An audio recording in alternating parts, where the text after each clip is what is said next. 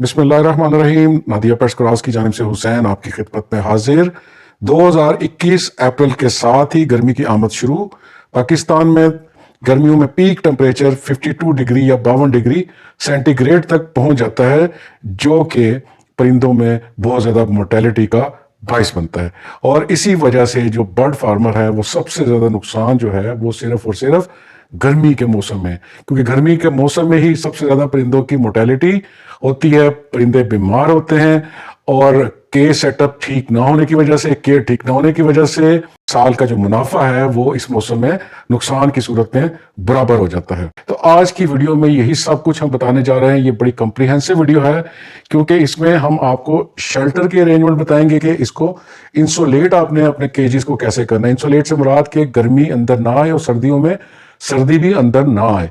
और दीवारों की इंसुलेशन भी हम आपको बताएंगे, ये सारा शेड्यूल आपको बताएंगे, फीड की टाइप्स बताएंगे, कौन कौन सी फीड आपने परिंदों को खिलानी है और किन किन फीड से आपने इज्तनाब करना है, और फीड किस टाइम देनी। फीड का देने का टाइम भी बहुत ही इंपॉर्टेंट है। ब्रीड करवानी है या नहीं करवानी गर्मियों में, और अगर करवानी है तो हम स्पेशली आपको उन परिंदों की टाइप्स बताएंगे जो लकली गर्मियों में ही ज्यादा ब्रीड करते हैं। अद्वियात और सप्लीमेंट्स कौन से देने हैं, आपने फीड की कितनी मिकदार देनी है, पिंजरों की बनावट कैसी होनी चाहिए जिससे आप गर्मी के असरात से अपने परिंदों को बचा सकें। ये सब कुछ बहुत इंपॉर्टेंट आपकी आज की वीडियो में।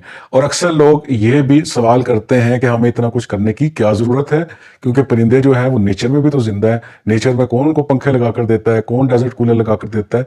ये आर्गुमेंट बचकाना ही मैं कह सकता हूं, क्योंकि नेचर की जब आप बात करते हैं तो नेचर में परिंदे के पास काफी ज्यादा फ्लेक्सिबिलिटी है।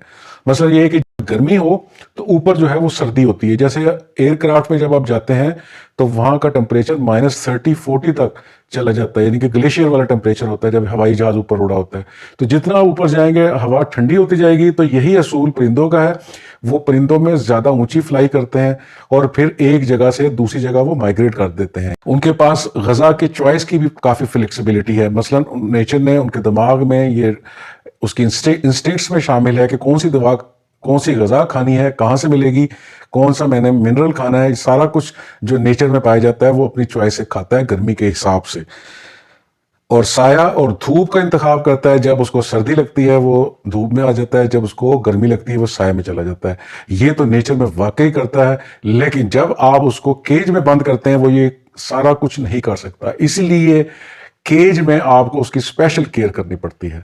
आज की वीडियो को हमने मुख्तसर लेकिन बहुत कॉम्प्रिहेंसिव बनाया, ताकि तमाम जो बर्ड फार्मर्स हैं वो इस शेड्यूल को जो हम बताने जा रहे हैं, जो रूटीन बताने जा रहे हैं, जो गजाएं बताने जा रहे हैं, जो अद्वियात बताने जा रहे हैं, इनका इस्तेमाल करके और जो इंसुलेशन के तरीके बताने जा रहे हैं वो अपने परिंदों को खातिर खा इसमें। क्योंकि अप्रैल में ये वीडियो लाने का मकसद ये है कि दो के अभी ज्यादा गर्मी स्टार्ट नहीं हुई, लेकिन कुछ इनमें से ऐसे काम हैं जैसे इंसुलेशन है वो अप्रैल में आपको कर लेनी चाहिए, ताकि आगे सारा का सारा मौसम गर्मा अच्छे तरीके से निकल जाए।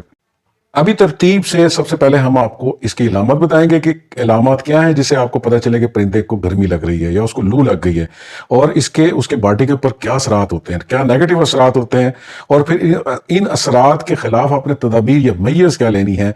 परिंदों में डिहाइड्रेशन यानी कि जब पानी की कमी होती है तो उसकी क्या निशानी है। परिंदा जो है मुंह खोल के और पर खोल के, मुंह खोल के लंबे सांस लेता है, जिससे आप पहचान सकते हैं कि अभी इसको गर्मी लग गई है, लू लग गई है। गर्मी का असर जो है फालिज की सूरत में, हार्ट अटैक की सूरत में ये नमूदार होता है, और जिस्म से बेसिकली पानी के साथ साथ नमकियात निकल जाती हैं और इलेक्ट्रोलाइट्स की कमी हो जाती है, जिसकी वजह से फालिज और हार्ट अटैक की वजह से परिंदे फौरन मर जाते हैं। जो में हबस की वजह से ये मादियाँ अंदर ही मर जाती हैं, इवन के जो बच्चे निकलते हैं वो भी मर जाते हैं। तो सबसे पहली कोशिश कि आपने टेम्परेचर को कैसे कंट्रोल करना है। सबसे पहला ज़रूरी अमल साया को डबल करना। आप ये इस तस्वीर में देख सकते हैं कि ज़्यादातर लोगों ने पैसे बचाने के लिए जो शेड है वो तारपोलिन के कपड़े यानी कि जो तरपाल का कपड़ा होता है उससे ये छत डाली होती है। ये छत जो है वो इब्तदाई तौर पे तो गर्मी या धूप को रोकती है, लेकिन तपिश को नहीं रोक सकती। इस छत को आपने डबल लेयर बनाना है, यानी कि इसको साये को डबल करना है। साय को डबल करने के दो तरीके हैं, या तो ये ग्रीन शीट जिस तरह आपको नज़र आ रही है तारपुलिन के ऊपर ये डाल दें, या फिर ये जो घास फूस या जिसको सरूट कहते हैं उसकी आपने इसके ऊपर गर्मियों में तय लगा देनी है। उसका ये फ़ायदा है कि जब आप इसको शावर देंगे, छिड़काव करेंगे, तो सरूट गीले होकर अंदर ज़रूर इसको आपको नमी भी और ठंडक भी प्रोवाइड करेंगे।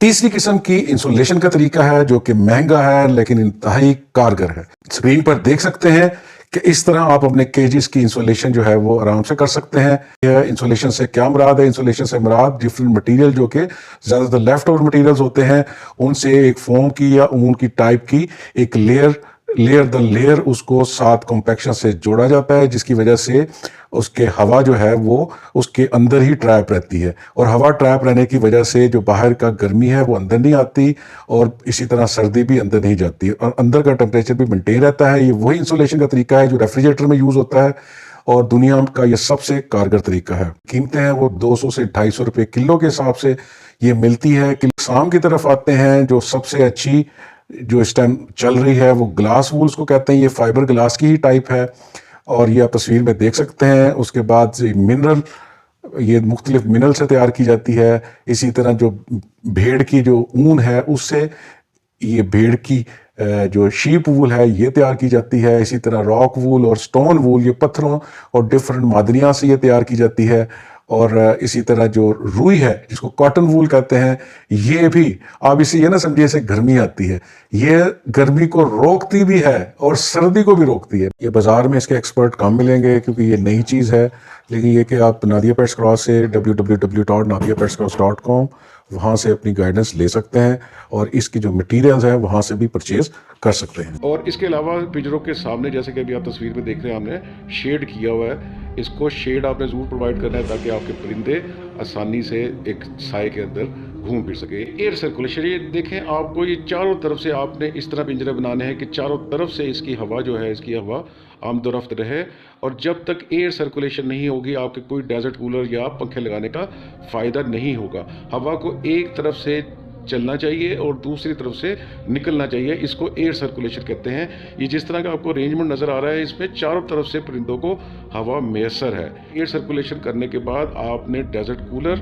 एक तरफ लगाना है और दूसरी तरफ से एग्जॉस्ट देना है, यानी कि एक तरफ से डेजर्ट कूलर की ठंडी हवा आपको परिंदों को, पिंजरों को मैसर हो, और दूसरी तरफ से एग्जॉस्ट फैन है उसको खींच के बाहर निकाले।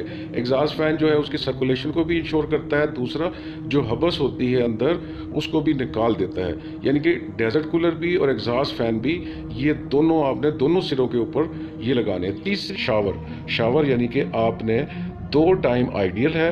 अगर आप 2 टाइम नहीं कर सकते तो एक टाइम तकरीबन दोपहर को 1-2 बजे के अराउंड आपने तमाम जितने पिंजरे हैं उनमें पानी का पाइप लेके आपने इनको नहलाना है, शावर करना है। लेकिन आपने ये ज़रूर एहतियात करनी है कि शावर जो है इनके कुज्जों में, यानी कि इनके नेस्टिंग बॉक्सेस में पानी ना जाए, जिसमें अगर छोटे बच्चे हों तो वो इससे असरअंदाज ना हो, और आपने इनको हल्का हल्का नहला सकते हैं। और जो छत है, जैसे आपको बताया था सरूट जैसे आपने किया है, उसको आप गीला कर दें, और 2 टाइम जो मैं आपको बता रहा था 11 बजे एक दफ़ा शावर दे दें और दूसरी दफ़ा 2 और 3 के दरमियान में शावर दे दें, तो आप देखेंगे कि परिंदे आपके 100% गर्मियों को बर्दाश्त करने के काबिल होंगे। ये पूरी गर्मियों में आपने जून, जुलाई, अगस्त में 3 महीने के लिए आपने ये रूटीन फॉलो करनी है। नो ब्रीडिंग, कोई ब्रीडिंग आपने इस गर्मी के मौसम में नहीं लेनी। अदरवाइज आप देखेंगे कि कई माएँ जो कि मादियाँ बच्चों के साथ बैठेंगी इन कुजों के अंदर, वो ज़्यादातर आप देखेंगे उन पर बहुत की अमवात आपको नज़र आएंगी। इसलिए आपने किसी तरह की कोई ब्रीडिंग नहीं लेनी। फीड क्या होनी चाहिए, खुराक क्या होनी चाहिए, अभी जो हम खुराक आपको बताने जा रहे हैं ये आप नोट करें। और आपने सबसे पहले कोशिश करनी है कि जो बाजरा आप डाल रहे हैं उसको बाजरा आप मत डालें, बाजरा की जगह चीना डालें, और चीना भी बहुत कम डालना है। यानी कि आपने जो ग्रेन्स या बीज की सूरत में आप जो खुराक डालते हैं उसको आप आधा कर दें, और उसकी जगह आपने जितनी हम चीज़ें आपको सब्जियां बता रहे हैं, वो सब्जियां जिसमें सबसे ज़्यादा पानी होता है, और ये ना सिर्फ नमकियात और पानी की कमी को पूरी करती हैं बल्कि विटामिन्स भी देती हैं, इलेक्ट्रोलाइट्स देती हैं, जिससे परिंदा जो है वो हिफाजत से रहता है। जिसमें मूली के पत्ते और मूली, लौकी, कद्दू, घिया कद्दू, चप्पन कद्दू, तोरी, सबसे इम्पोर्टेंट आंवला, ये वो सारी चीज़ें हैं जो कि जिस्म से गर्मी को निकालती हैं और ठंडा तासीर रखती हैं। शलजम और शलजम के पत्ते, गाजर के पत्ते, धनिया और पुदीना बहुत है। और ये जो आपको जितनी सब्जियां बता रही हैं ये आपने काट के, छोटे छोटे काट के, और हर रोज़ आपने मुख्तलिफ किस्म की सब्जियां डालें। अगर आज आपने मूली और मूली के पत्ते, लौकी कद्दू डाला है तो कल घिया कद्दू और चप्पन कद्दू डालें। फिर तोरी, आंवला, शलजम के पत्ते, गाजर के पत्ते, धनिया, पुदीना, जैसा आपको बताया था। फलों में तरबूज, खरबूजा, हर तरह का, गरमा और गंडेरी, यानी कि जो गंडेरी छील के आपने वो देनी है। सौंफ का पानी, सौंफ को भिगो के उसका पानी आपने इसके पानी में शामिल करना है। कोकोनट का पानी, लीमू सबसे इंपॉर्टेंट, तुखम बलंगा भी पानी में मिला के पानी में शामिल करना है। लस्सी आपने, यानी कि पानी, दूध में थोड़ा पानी डाल के, जौ का पानी, जौ को भिगोना है उसका पानी आपने देना है। ककड़ी, खीरा, सलाद के पत्ते, गोभी, दोनों तरह की, बंद गोभी भी और फूल गोभी भी, और भीगी हुई गंदम। भीगी हुई गंदम जो है उसकी तासीर बहुत ठंडी होती है, सारी रात आपने भिगोनी है और सुबह देनी है। सवंजना के पत्ते और बरसीन, जिसको आप चारा, और पालक और घास किसी तरह की भी, ये सारी आप परिंदों को दें। ये जितनी आपको चीज़ें बताई हैं इसमें 90% से ज़्यादा पानी है। ये वो चीज़ें हैं जिसमें सबसे ज़्यादा पानी पाया जाता है सब्जियों और फलों में। और पानी के साथ साथ इसमें नमकियात और इलेक्ट्रोलाइट्स होती हैं। इलेक्ट्रोलाइट्स वो चीज़ें हैं जिसकी परिंदा बेहोश हो जाता है, जिसकी कमी की वजह से वो अपने होश व हवास खो बैठता है, और इसी की वजह से इनमें हार्ट अटैक और फालिज की बीमारी, और उसकी वजह से इसकी अमवात भी होती है। और खुराक का टाइम बहुत इंपॉर्टेंट, क्योंकि खुराक खाने की वजह से परिंदे में गर्मी आती है। और अगर आप परिंदे को सुबह खुराक डाल रहे हैं तो इसका ये मतलब है कि सारा दिन उसको गर्मी लगती रहेगी। तो इसका सबसे बेस्ट टाइम, गर्मियों में वैसे भी दिन बड़े हो जाते हैं, और 1-2 बजे के बाद जब सूरज ढलना शुरू हो जाता है तकरीबन 3 बजे आप इनको खुराक डाल सकते हैं। सुबह ये पानी पीकर, और जो पानी वाली आपको एहतियातें हैं वो आपने 11 बजे तकरीबन इसको ग्लूकोज ORS वाला पानी रिप्लेस करना है ताकि फ़्रेश पानी पिए। और 3 बजे आपने खुराक डालनी है, और 3 बजे खुराक खा के, चूँकि उसके बाद ज़वाल का टाइम स्टार्ट हो जाता है और गर्मी का असर कम होता है, इसलिए खुराक की वजह से जो गर्मी लगेगी परिंदे को वो उसको बर्दाश्त करने के काबिल होगा। अब इस सब्जियों के बाद हम आपको चंद एक अद्वियात बताएंगे। सबसे पहले ORS, ये आपको जैसे पैकेट नज़र आ रहा है, ये पैकेट जो है वो इंसानों के लिए एक, ये छोटा पैकेट 3 रुपये का बाज़ार से मिलता है। इसको 1 लीटर पानी में मिलाते हैं, लेकिन परिंदों की सूरत में आप 4 लीटर पानी में ये पूरा पैकेट, ये छोटा सा पैकेट है, आपको क्लोजअप दिखाएं। इसके अंदर तमाम तरह की नमकियात और तमाम तरह की इलेक्ट्रोलाइट्स, ये आपने पानी में मिला के, जब गर्मी और लू चले आपने रोज़ ये पानी में मिला के देना है। और इसके साथ, जैसे आपको अक्सर बताते हैं, वाइटासोल, थोड़ी सी चुटकी आपने पानी में डाल के, वाइटासोल सुपर की, इसके साथ ही देनी है। और ORS आपको बताते चलें, ORS में आप थोड़ा सा ग्लूकोज भी मिलाएंगे, यानी कि आपने 3 चीज़ें मिलानी है। ग्लूकोज भी एक चुटकी सी, वाइटासोल की भी चुटकी, और ये जो ORS है इसका एक पैकेट 4 लीटर पानी में, जैसे कि आपको बताया छोटा सा पैकेट, ये 3 रुपये का पैकेट मिलता है। और चुटकी चुटकी वाइटासोल और चुटकी जो है वो आपने ग्लूकोज की पानी में मिला के डेली देनी है। अब इसके बाद जो चलते हैं वो है CAC 1000। CAC 1000 का मतलब ये है कि इसमें कैल्शियम है और इसमें विटामिन D है। कैल्शियम और विटामिन D, और इसमें ऑरेंज फ्लेवर है। ऑरेंज फ्लेवर की वजह से इसमें विटामिन C की वजह से बेसिकली ये विटामिन C आपके परिंदों को सबसे ज़्यादा महफूज रखती है। और आपको बताते चलें ये थोड़ी सी महंगी है।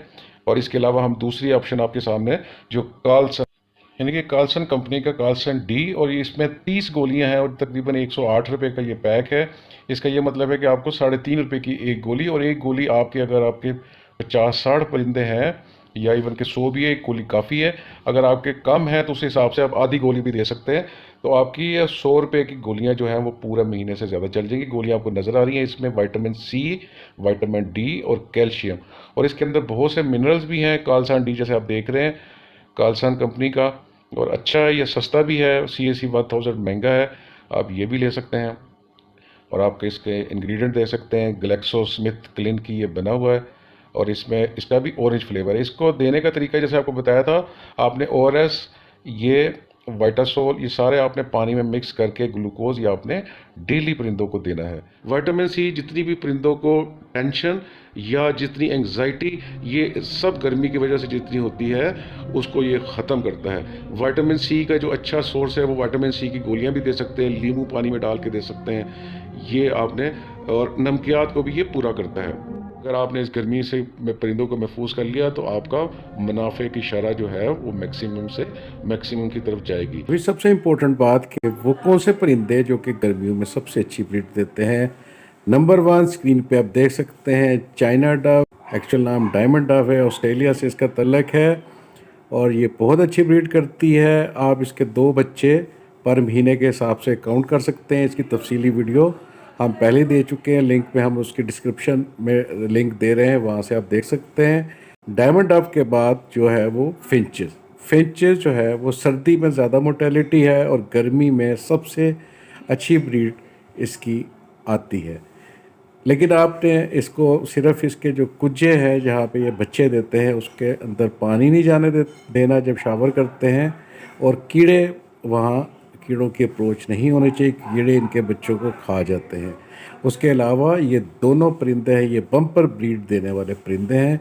वीडियो को सम अप करते हुए मैं दोबारा से दोहराता हूं कि आपने जो सबसे ज़्यादा इम्पोर्टेंस है वो insulation, air circulation, air ventilation, अद्वियात और सप्लीमेंट्स का इस्तेमाल, खुराक का बेहतर इस्तेमाल, ब्रीडिंग नहीं लेनी, के सेटअप बहुत उम्दा होना चाहिए जो कि एयर सर्कुलेशन को, शेड का इस्तेमाल, ये सारे अवामिल आपने इस गर्मियों में एक चैलेंज के तौर पर लेना है, ताकि अगर टेम्परेचर 52 डिग्री सेंटीग्रेड तक भी पहुंच जाता है तो आपके परिंदों को इंशाल्लाह ताला कुछ नहीं हो। और वीडियो के इख्तिताम पर हम आपसे इल्तमास करेंगे कि आप नादिया फीड्स एंड फूड्स, हमने हर परिंदे की उसके रिक्वायरमेंट्स के हिसाब से डिफरेंट फीड्स तैयार की हैं। हर परिंदे की अलग से फीड है। ये फीड आप नादिया पेट्स क्रॉस की वेबसाइट www.nadiapetscross.com से बाय कर सकते हैं। और इसी तरह द्रास के ऊपर भी चले जाएं, वहाँ पे आप नादिया फीड्स लिखें, हमारी डिफरेंट प्रोडक्ट्स आ जाएंगी, वहाँ से भी आप कैश ऑन डिलीवरी की सूरत में आप ले सकते हैं। और इसके अलावा हमने अपनी वेबसाइट के ऊपर हर परिंदों की जितनी भी इंफॉर्मेशन है ब्रीडिंग से मुतल्लिक वो तमाम की तमाम दी है, उसके डिफरेंट सेक्शंस में दी है। फ्लाइंग बर्ड्स की, ग्राउंड बर्ड्स की, पैरट्स की तमाम वैरायटीज़ की, डॉग्स की, कैट्स की, डिफरेंट एनिमल्स की, कैटल्स की, सब तरह की इंफॉर्मेशन आपको मिलेगी। और जो नए स्पेशली शुरू करना चाहते हैं बर्ड फार्मिंग में, क्योंकि बर्ड फार्मिंग इस टाइम पाकिस्तान में सबसे इमर्जिंग बिजनेस जा रहा है, तो उनसे मैं यही कहूँगा कि वो अच्छी एक्सपर्टीज़ लेने के लिए हमारी वेबसाइट का जो लर्निंग वाला सेक्शन है उसको ज़रूर रजू करें। तो वीडियो देखने का बहुत शुक्रिया। नई वीडियो के साथ जल्द आपकी खिदमत पे हाजिर होंगे। Thank you very much.